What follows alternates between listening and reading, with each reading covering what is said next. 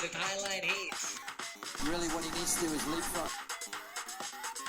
All-time king of flow. Takes a big high line drive down the line. You have entered our drive. Highline Surf Podcast. Okay. So, I wish we'd shut the door before we hit record. so you don't want to get up? I'll get up. Oh, don't touch the microphone, though.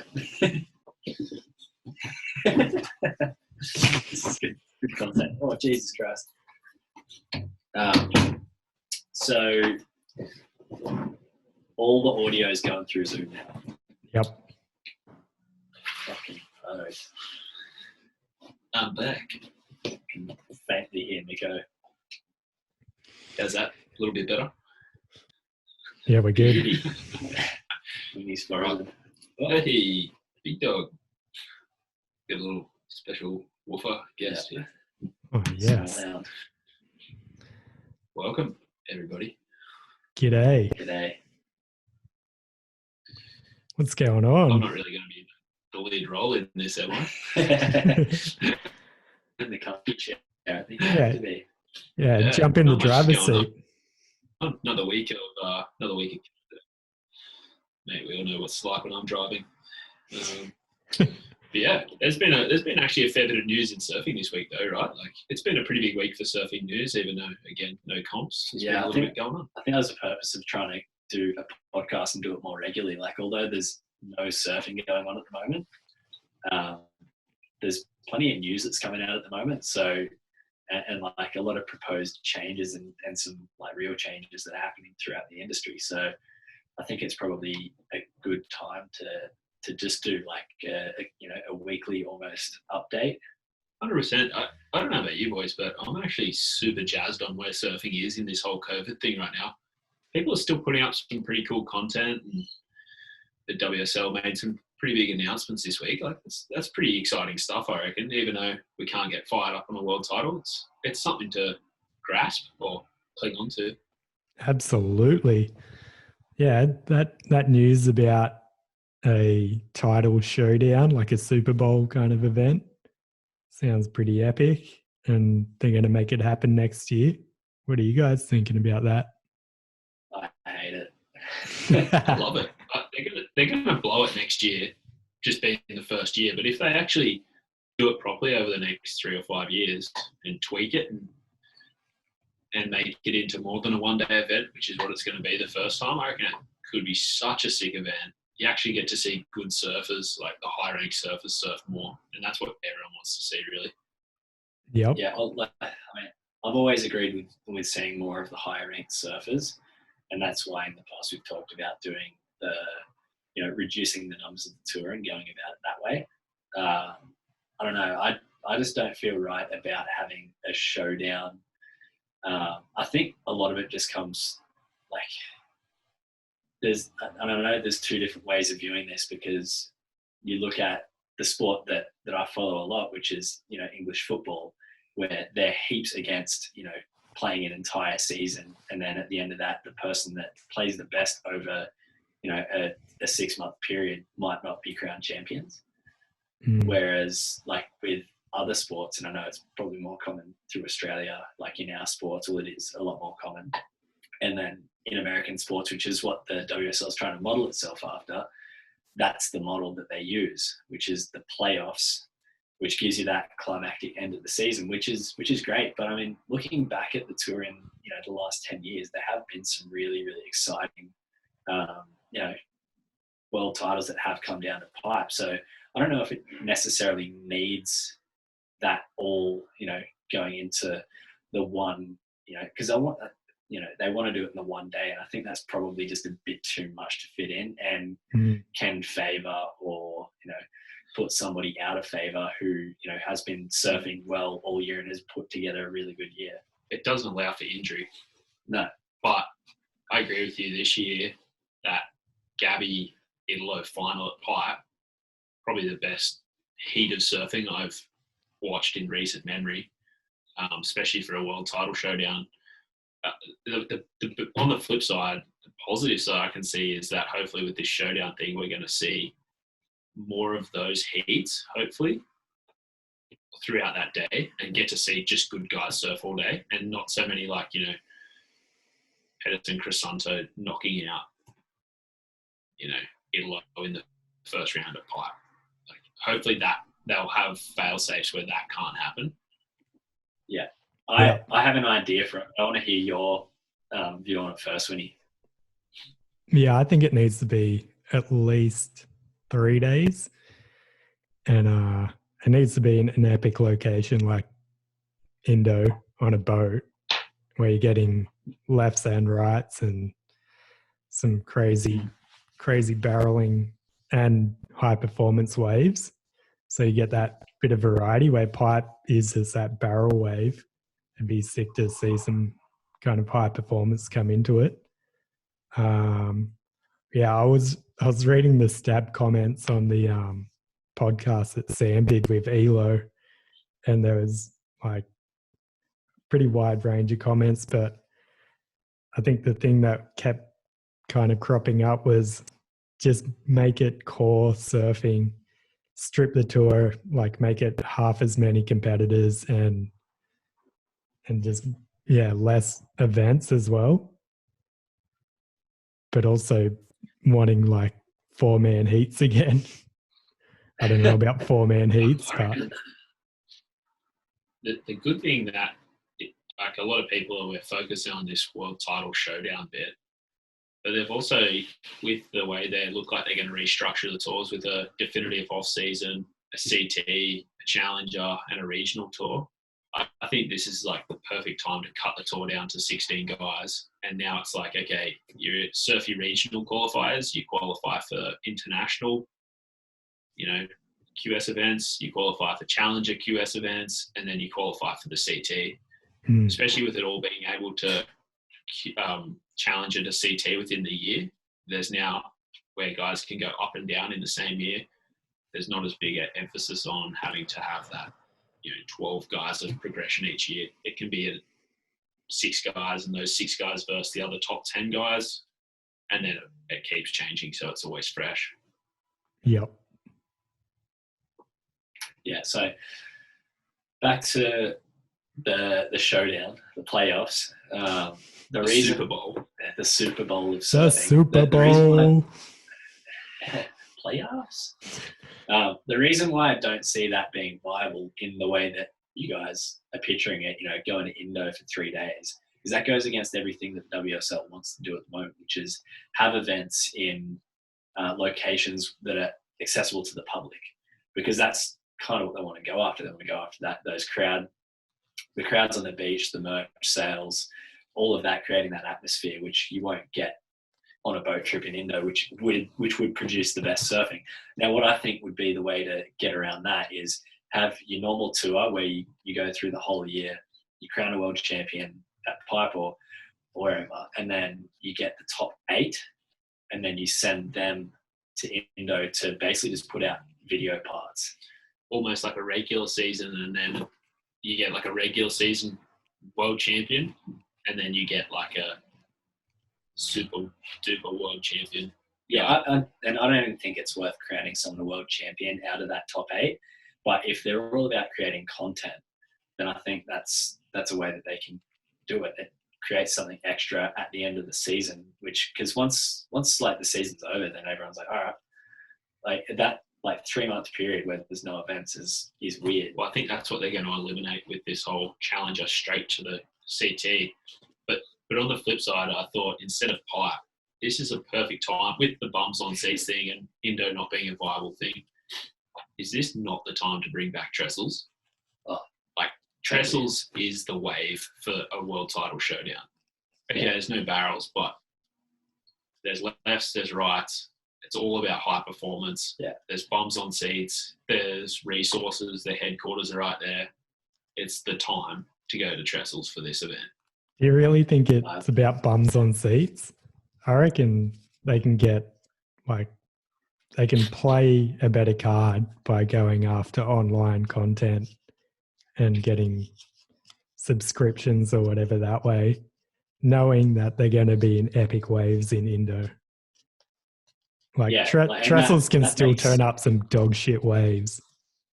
Yeah, but even Indo can turn up dog shit waves. That's the beauty of our sport, I reckon. Yeah. Is the dog shit wave aspect of it. But I guess there's two sides to every coin, isn't there? I just want to see trestles back as an event, to be honest. Like, Oh yeah, I'll back as an that. exciting event, but pipe and trestles, they're the two real proving grounds for a world champion.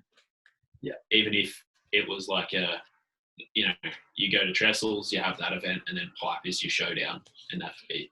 You decide the world champion out of those two. Yeah, I mean, we've talked about our ideal locations for the world tour before, and that it's hard to have the perfect mix because there's not enough good, consistent waves that are in decent locations for people to kind of go and watch it. And I think it kind of opens the door for, a separate arm of the WSL where they, if they look at the content creation, then like there's a lot of locations out there that don't suit having an event. So that's where they could kind of separate things and maybe like build that into their end of year surf off type of thing.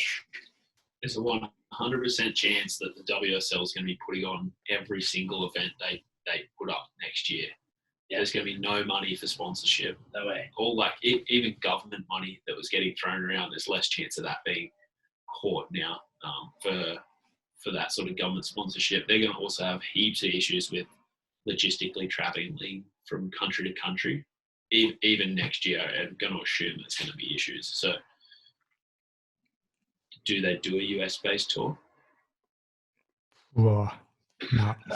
And I mean, this is Or the an problem. Australian-based tour? Well, this is the thing that you see at the moment with a lot of sports that are trying to kick off. And I think it'll come down to the WSL just kind of canning this season and then seeing where they're at next season. I mean, you can't look that far ahead, but I think by next year, like March next year, when the season's due to kick off, there should be free enough travel, but you never know. And like I said, you can't plan that far ahead, but you look at other sports that are trying to start too soon, and then they've got problems. Like you look at the NRL at the moment, trying to figure out somewhere where all the teams can play. Because if you've got a team in New Zealand that needs to come over to Australia, but then there's still travel bans between some of the states. So like the logistics of sporting in general at the moment makes it so hard to like. I'd hate to be one of the organisers at any of the sporting bodies at the moment. It seems like a nightmare because there's so much pressure to start up again. Yeah, but you don't want to look like a billy cart sport either. Yeah, exactly. Yeah, I know, and that's the thing. Like, I reckon there's two viable options. You take everybody to one spot, like an Indo, and you've run like 3 months of competition out of that one spot. There's going to be lax laws around travel restrictions in a third world country. And a lot of the third world countries, hate to say it because it's kind of an exploitive kind of venture, but they also have a lot of crazy good surf. If you look at places like Mexico or Indo, there's options there for surfing, I think. And the cost is probably going to be lower too than if you're trying to run it in Australia or the US, where they've got a lot of restrictions with travel and laws, and then just the amount of money that you need to pump into those comps. how do you pitch that to the top 32? Like, I imagine there'd be a lot of pushback from a lot of surfers being like, it's not safe to travel, we're not going. Yeah, the flip side of that is there's no medical help in the third world country. Exactly. So They're young and fit, they'll be right. Yeah, she'll be right, mate.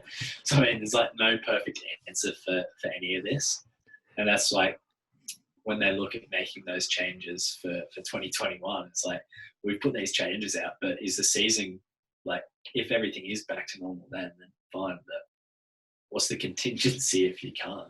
I hope that with this 21 2021 change. It's just not a set in stone thing. It's Yeah. going to be like, all right, guys, we're going to do this for 2021.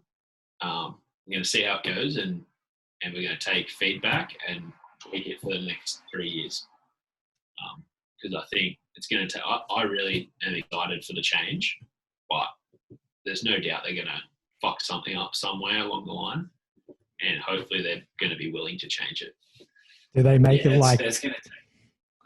Do they make it like F1 where, say, every 5-10 years, a new bunch of rules come into place just to keep the sport evolving?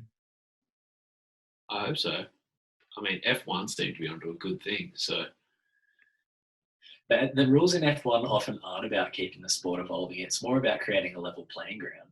Yeah. The sport evolves itself. Like that's I suppose you could be right. It is incentive for everybody to try and evolve from everyone. At least everyone starts at the same starting point. Mm. But the surf industry doesn't evolve that much. And I think like that. But they do want a level playing ground. Yeah. Where it just, I think that's in surfing. We just want to see raw talent against raw talent in a fair environment. We tried that with the wave pool, but it was a little bit repetitive. But what you want to see is you want to see Gabby and John, best of 3, out macking pipe and then perfect trestles or something. That's what you want to see. You want to see those guys surf against each other all day. Yeah. I totally agree with that. And I think that's where they are sort of trying to head with this idea is hopefully, fingers crossed, they shave the tour down and it is just Gabby, your Johns, your Italos, your top 10 guys that everyone wants to watch, and you get to watch twice as many heats of those guys head to head and fighting each other. Like we heard that in, I don't know if you guys listened to that Stab podcast with Mick and John. Like John is deadly competitive and he wants to beat guys at any cost. I just want to see more heats that are intense rivalry about. Like everyone was so fired up on that last day pipe with Italo and Gabby. They were the 2 best surfers of the year in good waves against each other, going hard. Yeah, it was exciting. Yeah, definitely. I couldn't give a shit about some of those lower ranked guys versus other lower ranked guys. I just don't care for it. I just want to see top guys. No. But if it was in a Challenger series, I'd be more willing to watch those guys because that's the level I see in that. Yeah, and I think if they put more emphasis on the Challenger series, which is what it sounds like they want to do, and go towards more of that model, I'm totally down for that. I reckon that's the way forward, as far as separating, the top guys from those guys that, for lack of a better phrase, like they're just kind of making up the numbers. It's a tiering thing. Yeah, like I would be frothing if Pedersen Crisanto won the Challenger series. You'd be thinking, fuck, that's a good result for that guy. He'd be surfing a beach break. He'd be flaring at that beach break. Yeah. And you'd be thinking, man, he's really surfing sharp. But you put him against Gabby at perfect pipe, and it just makes him look way worse than what he really is. It takes away from how talented both surfers are. Yeah. Can I just make a statement here? Like, you might be able to see the jiu-jitsu stuff in the background here. I don't do jiu-jitsu. Bullshit. We're segueing. Don't fight me. I can't do anything. Reddy's actually going to wear that for the incoming swell this weekend out Jones's local beach break. He's just making a play so no one fucks with him in the water this weekend. That's it. Getting ready to choke out some people. On another segue, this Zoom time is going to run out in 6 minutes. So you guys will have to start a new meeting. I reckon we can hammer some stuff out in 6 minutes. We've got 6 minutes. Let's hammer it out. Yeah. So I reckon we've at least talked about the WSL situation. I'm sure heaps more will develop on that. And it'll be interesting to see how everyone's thoughts on everything changes as everything goes on. But what else has been happening in the industry? Like you said, Nico, there's going to be no sponsors for events next year. How's the surf industry looking for you? For me, I mean, I'm the only one left working in it now. Oh, no, you're still here. Sorry, Brady. Mate.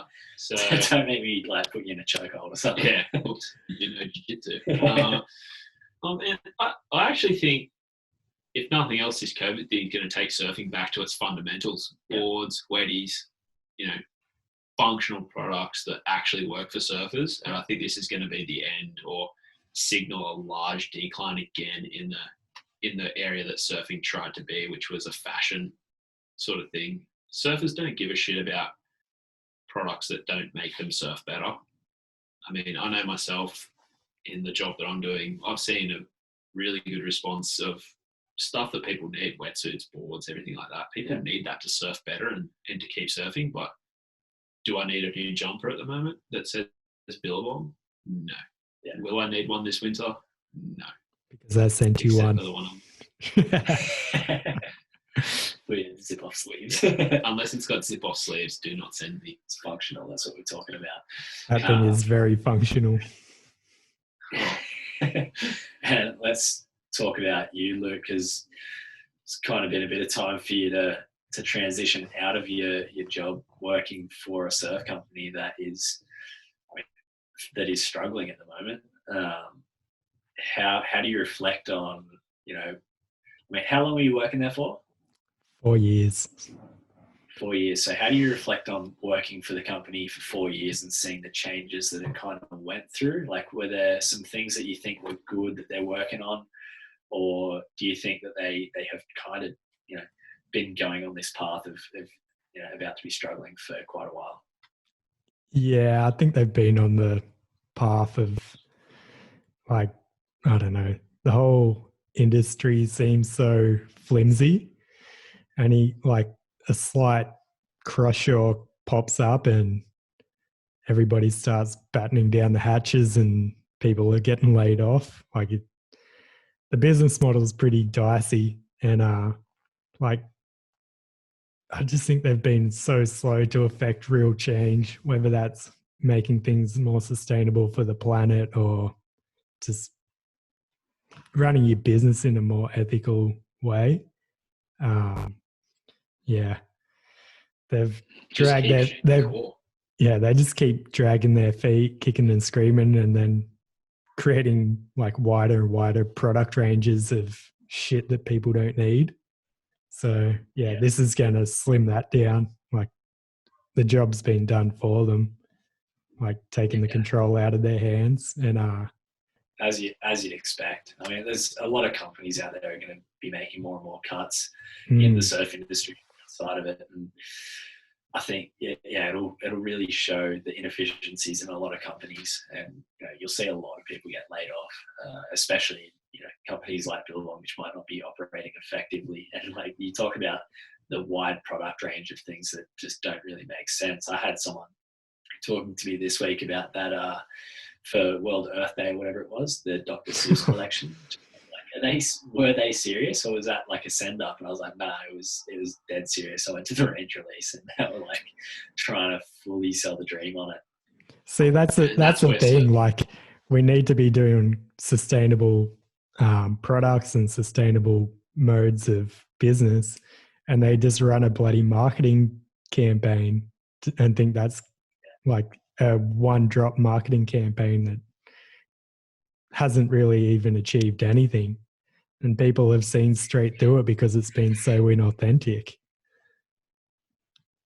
Yeah, but the thing that I think which gets me jazzed in the surf industry is that it might be declining, but the number of surfers are definitely increasing. Like, if this COVID thing has taught anything, it's how many actual surfers are out there. Like, I know our local lineups increased by 200% at the moment. It has. So surfers are still going to keep surfing. They need functional core products. It's just when you aren't actually true to what you are, and that's when Billabong started to sell out, and Quicksilver started to sell out and weren't employing surfers anymore. They were employing businessmen. That's when it started to, that was the beginning of the end for the company, really. I'd even say they were employing businessmen. What now? Yeah, they're. Yeah. The CEO is still, you know, like at least you got to give it to the WSL, Eric Logan. He subs, but he wants surfing. He does sort of live a bit of surfing dream, whereas now it's surfing's owned by some sort of investment firm or banking firm. It's not actually surfing anymore, unfortunately. And No. all the brands that are super into surfing and are surfers, that's who people are jazzed on, or actually stand for something like your Patagonias. That's where people want to spend their money at the moment, I think. Yep. Yeah, it should be like the snow industry 10 years ago when Burton was buying everything up and all the snowboarders boycotted Burton and ran a campaign boycotting them until they like became more authentic again. So Yeah. get out there and boycott your big brands. Take that jumper off, Nico. Throw it on the ground and burn it. Highline Surf Podcast.